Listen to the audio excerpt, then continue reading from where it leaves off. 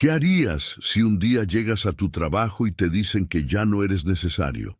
Esa mañana, Sebastián Ramírez caminaba con su termo de café bajo el brazo, saludando a los guardias de seguridad como cada día durante 7 años, sin imaginar que en 30 minutos su vida entera cambiaría de rumbo. Lo que parecía un martes común en una fábrica textil de Guadalajara se convertiría en el día que lo perdería todo, pero también en el inicio de algo que jamás había considerado posible. Si esta historia te está resonando, suscríbete a Voces que Vencen y comenta desde dónde nos ves. Tu apoyo nos impulsa a seguir compartiendo estas voces. Sebastián tenía 34 años y había dedicado casi una década de su vida a esa fábrica en la zona industrial de Tlaquepaque. Entraba a las 6 de la mañana, cuando el aire aún olía a humedad y pan recién horneado de las panaderías cercanas. Su rutina era precisa como un reloj suizo: fichar entrada, revisar las máquinas de tejido, coordinar con su equipo de 8 operarios, asegurarse de que la producción diaria cumpliera las metas. Era supervisor de línea, un puesto que había conseguido después de 5 años como operario raso.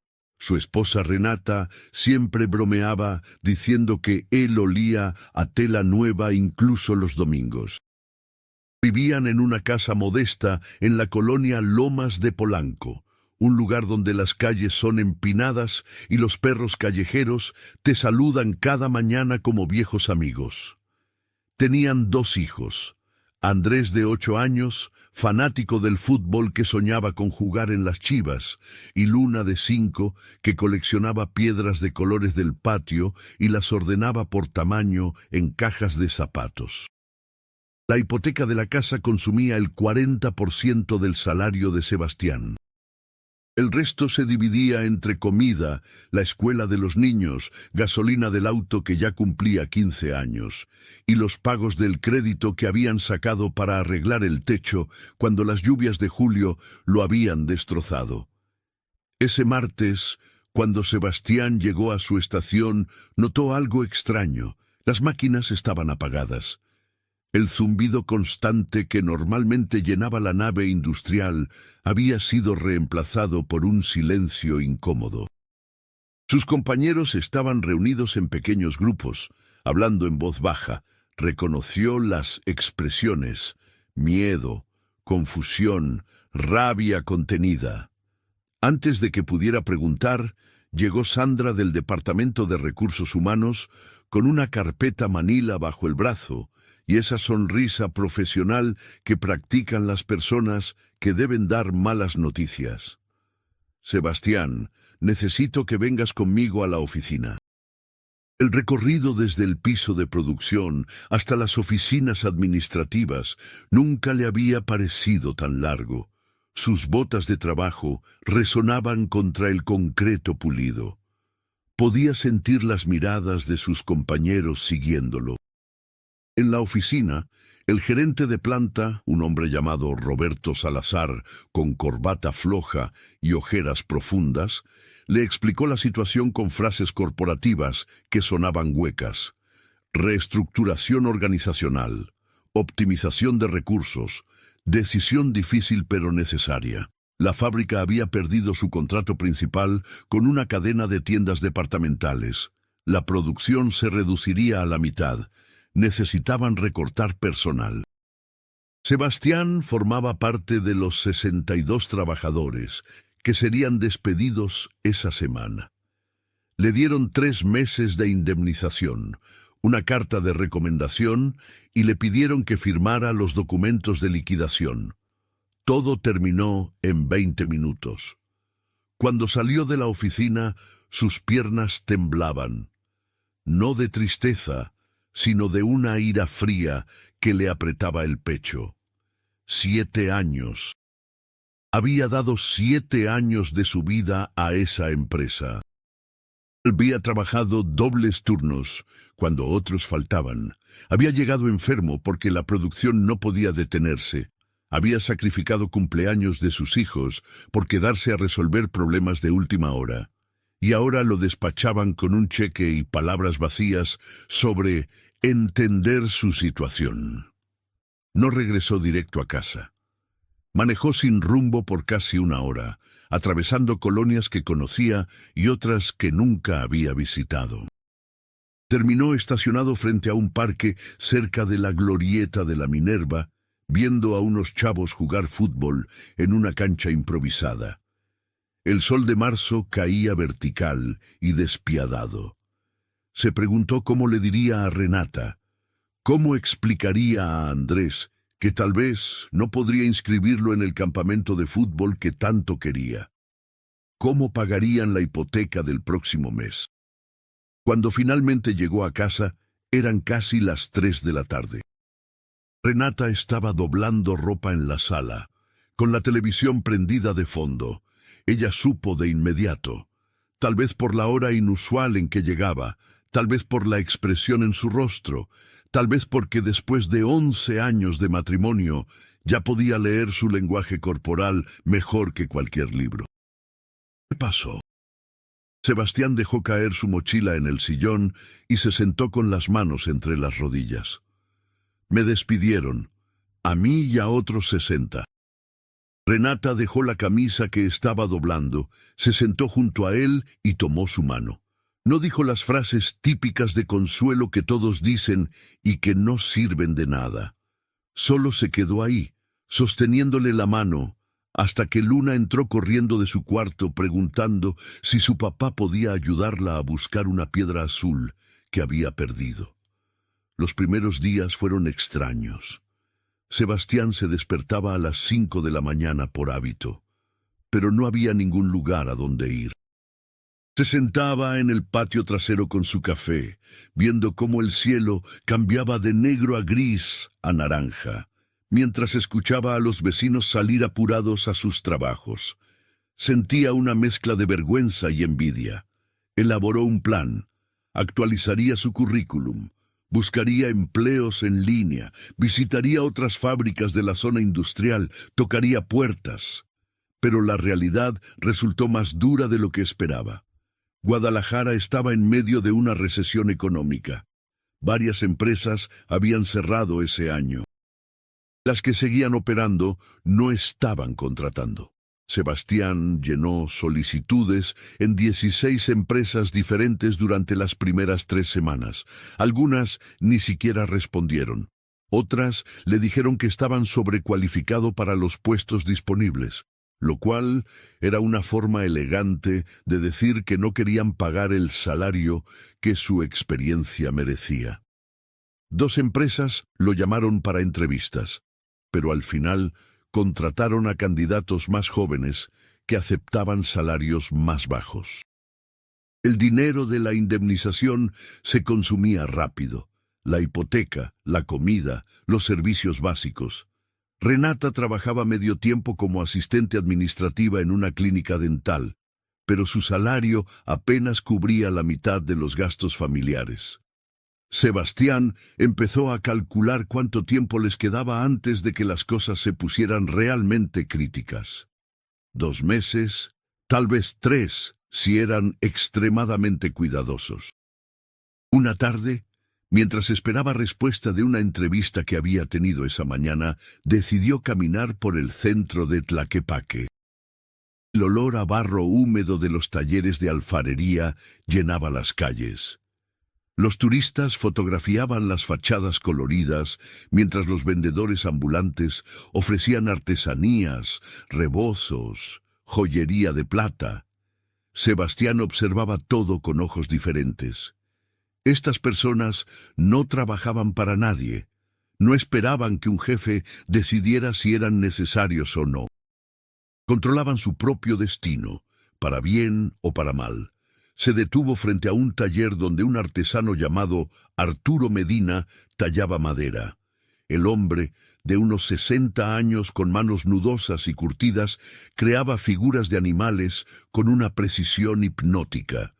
Un jaguar emergía de un trozo de cedro como si siempre hubiera estado ahí, esperando ser liberado. ¿Hace cuánto que trabaja en esto?, preguntó Sebastián. Arturo levantó la vista, midiendo al extraño con ojos inteligentes. 42 años. Mi padre me enseñó, su padre le enseñó a él. Aquí no hay despidos, joven, solo días buenos y días malos. Conversaron por casi una hora. Arturo le contó sobre las crisis que había enfrentado. Cuando la venta de artesanías cayó por la competencia china, cuando el turismo se desplomó durante la pandemia, cuando un incendio destruyó la mitad de su taller. La diferencia entre hundirse o sobrevivir, dijo Arturo limpiando el aserrín de su cincel, es que nunca dejé de tallar. Incluso cuando no vendía nada seguía creando. Porque el oficio no es solo para ganar dinero, es para mantener vivo algo que importa. Esas palabras se quedaron con Sebastián durante días. Pensaba en ellas mientras revisaba ofertas de empleo que no lo emocionaban, mientras enviaba currículums a empresas que probablemente nunca responderían, mientras veía sus ahorros desvanecerse. Una noche, Renata lo encontró despierto a las 2 de la mañana, sentado frente a la computadora con una libreta llena de garabatos. No puedo dormir, admitió. Sigo pensando que hay algo que no estoy viendo. Una salida que no he considerado. Renata se sentó a su lado leyendo las notas dispersas en la libreta. ¿Qué es todo esto? Habilidades, respondió Sebastián. Cosas que sé hacer. Coordinación de equipos, optimización de procesos, control de calidad, manejo de inventarios, resolución de conflictos. Pensé que solo servían para fábricas, pero tal vez sirven para muchas cosas, completó Renata. Durante los siguientes días, Sebastián amplió su búsqueda. En lugar de buscar solo empleos en manufactura, empezó a explorar otras industrias. Almacenes y centros de distribución que necesitaban supervisores de logística. Empresas de construcción que buscaban coordinadores de obra, tiendas departamentales que requerían gerentes de operaciones. Descubrió que las habilidades que había desarrollado durante años eran transferibles, solo necesitaba aprender a traducirlas al lenguaje de otras industrias. Encontró una oferta que llamó su atención. Una empresa de mensajería y logística llamada Envíos del Bajío buscaba un coordinador de centro de distribución en su nueva bodega de Zapopan. No era exactamente lo que había hecho antes, pero los requisitos coincidían con su experiencia. Envió su currículum con una carta de presentación donde explicaba cómo sus años coordinando producción textil lo habían preparado para gestionar flujos de paquetes y equipos de repartidores. Le respondieron en 3 días. La entrevista fue con un hombre llamado Gustavo Campos, gerente regional de operaciones, un tipo directo de unos 45 años que iba al grano sin rodeos corporativos. Lo que debía ser una entrevista de 1 hora se extendió a casi 3. Gustavo no solo preguntó sobre su experiencia técnica, sino sobre cómo manejaba la presión, cómo resolvía conflictos entre trabajadores, cómo priorizaba cuando todo parecía urgente. Si conoces a alguien que necesita esta historia, compártela. Juntos podemos inspirar a más personas. Mira, Sebastián, dijo Gustavo, reclinándose en su silla. Tengo candidatos con maestrías en logística y títulos impresionantes. Pero lo que necesito es alguien que sepa manejar el caos. En este negocio, cada día es una emergencia diferente, paquetes perdidos, repartidores que no llegan, clientes furiosos, vehículos descompuestos. Necesito a alguien que no entre en pánico cuando las cosas se ponen feas. He trabajado en producción por 7 años, respondió Sebastián. No conozco otro modo de trabajar que no sea bajo presión. Gustavo sonrió por primera vez en toda la entrevista. Eso es exactamente lo que quería escuchar. La oferta llegó 2 días después. El salario era 15% menor de lo que ganaba en la fábrica, pero incluía bonos por desempeño que podían compensar la diferencia. Las prestaciones eran decentes. No era perfecto, pero era una oportunidad real. Sebastián aceptó sin dudarlo. Su primer día en Envíos del Bajío fue abrumador. El centro de distribución era un hangar enorme, donde cientos de paquetes se movían constantemente en cintas transportadoras, mientras trabajadores con escáneres portátiles clasificaban envíos según códigos postales y rutas de entrega. El ruido era constante: motores de montacargas, alarmas de respaldo, voces gritando instrucciones. Era caótico de una manera completamente diferente a la fábrica textil, pero Sebastián reconoció patrones familiares. Cuellos de botella en ciertos puntos del proceso. Trabajadores confundidos por instrucciones poco claras. Desperdicio de tiempo en movimientos innecesarios. Durante las primeras semanas se dedicó a observar y aprender. Hizo preguntas a los veteranos, entendió las peculiaridades del sistema, identificó los puntos críticos donde los retrasos se acumulaban. También se ganó el respeto del equipo de repartidores, siendo el primero en llegar y el último en irse, ayudando a cargar camiones cuando faltaba personal, resolviendo problemas sin echarle la culpa a nadie. Uno de esos problemas llegó en su segundo mes. La temporada navideña se acercaba y el volumen de paquetes se triplicaría.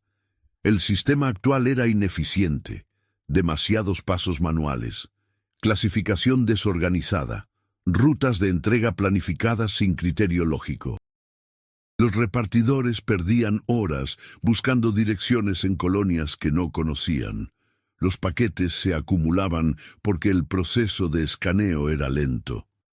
Sebastián propuso un cambio: reorganizar el flujo de clasificación usando principios que había aprendido en manufactura, eliminar movimientos redundantes, agrupar paquetes por zonas geográficas antes de asignar rutas, implementar un sistema visual de colores para identificar prioridades rápidamente.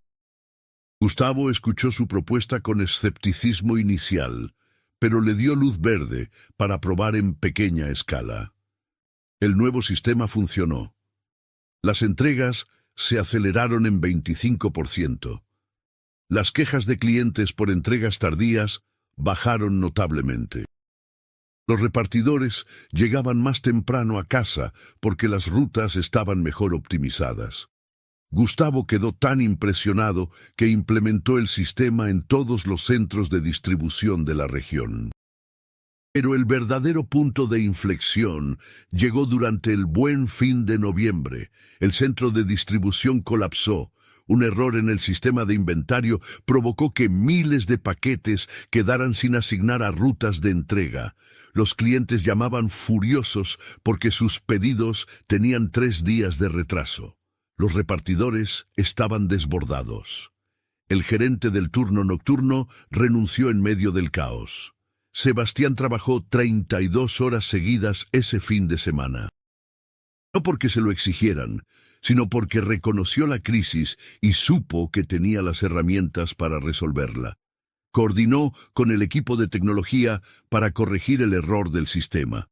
Reorganizó manualmente las rutas más urgentes. Contrató temporalmente a 10 repartidores extra de una empresa de staffing. Implementó turnos extendidos pagando horas extras. Negoció con clientes corporativos para retrasar entregas no urgentes. Para el lunes por la mañana, el centro de distribución estaba de vuelta en operación normal. Gustavo lo llamó a su oficina. Acabo de recibir llamadas de 3 gerentes corporativos preguntando quién diablos resolvió el desastre del fin de semana. Pensaban que perderíamos clientes grandes. En cambio, 2 de ellos quieren ampliar sus contratos porque quedaron impresionados con la respuesta. 3 meses después, Sebastián fue promovido a gerente de operaciones regionales. Su salario ahora superaba lo que ganaba en la fábrica textil. Pero más importante que el dinero era la sensación de haber construido algo desde cero. No había esperado a que alguien le devolviera su antiguo trabajo. No había culpado al destino o a la economía. Había tomado sus habilidades y las había adaptado a un nuevo contexto. Una tarde, casi un año después de su despido, Sebastián pasó frente a la antigua fábrica textil. Las instalaciones estaban cerradas con candados oxidados. Un letrero de «Se renta» colgaba torcido en la entrada.